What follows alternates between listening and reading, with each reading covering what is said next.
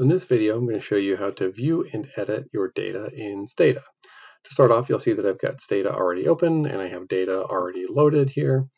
And there are two ways to be able to just see your data. One is that you can scroll up here. You'll see there are these two little icons that look like a table. One says Data Editor Browse, the other says Data Editor Edit. So if you click Data Editor Browse, that would bring you to the data, or you can just type the command Browse. And so that's going to bring up your actual data that is in spreadsheet format that many of us might be used to looking at if you are a user of, say, Microsoft Excel or something like that. And a few things to point out. So this will let you see all of the data, so you can scroll across and see all of the variables. You can scroll down and see all of the observations or cases.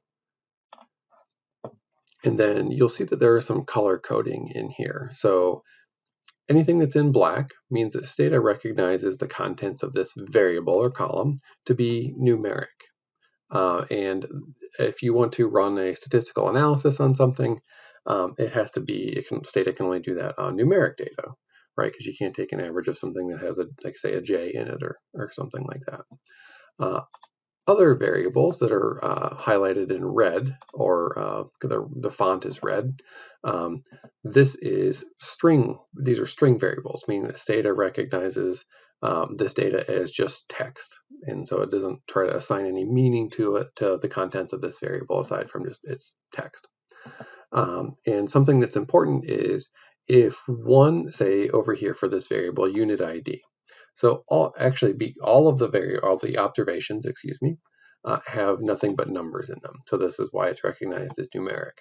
If there is one observation that had, say, a J or a Q or something like that in the unit ID variable, then Stata would recognize all of this as only a string variable.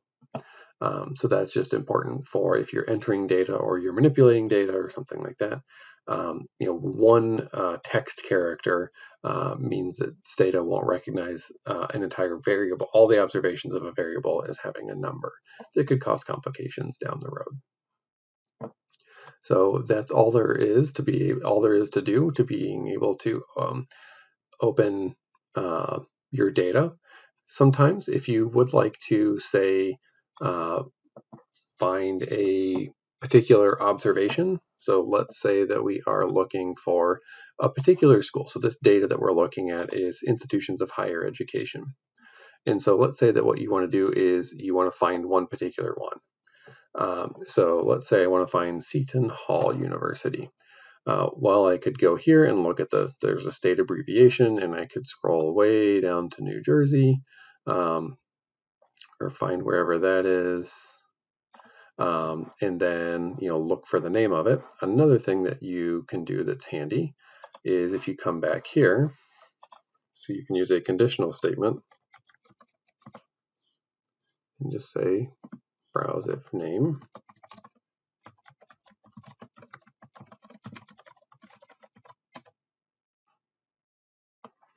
And by typing that into the command window, it said basically it was telling Stata to find the observation that contains this value, this text in this variable.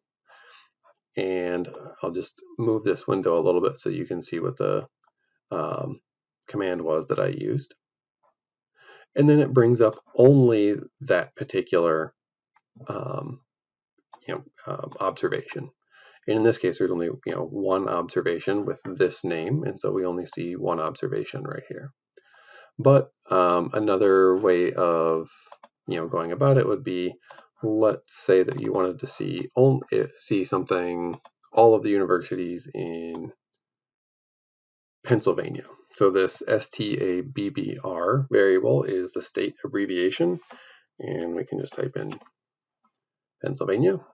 And now it's going to show us all of the observations that have PA for state abbreviation. So this should be the institutions that are located in the state of Pennsylvania. So those are some things that can be really handy to look through your data, especially if you have a lot of observations and something like scrolling around is just going to be really clunky. And you could add, we call these conditional statements, like so if state abbreviation equals PA and say you only want to look at public universities, you would just bring in the variable that identifies public universities and add that. You can just go on and on. So that is how you look at data. If you want to edit it, you can go here to the data editor window, or if you already have the browse window open, you can just switch back and forth here.